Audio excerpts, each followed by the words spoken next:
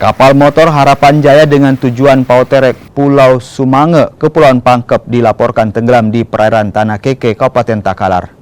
Kapal yang memuat 6 penumpang itu tenggelam akibat mengalami kebocoran pada lambung kiri usai dihantam ombak.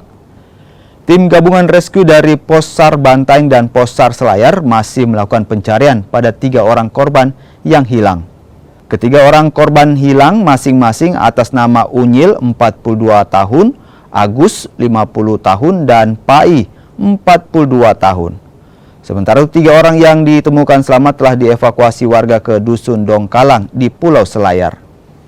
Kami laporkan satu buah file aktif musibah kecelakaan kapal KMN Harapan Jaya yang tenggelam di sekitar perairan Tanah Keke, Kabupaten Takalar, Provinsi Sulawesi Selatan, di mana POB 6 orang. Kami menerima info tadi pagi jam 6 waktu Indonesia Tengah, dan waktu kejadiannya di hari Jumat, itu di tanggal 10 Januari pukul 00.00 WITA, di mana tim berangkat jam 6.20 tanggal 14 Januari dan estimasi tiba di lokasi diperkirakan jam 10 pagi.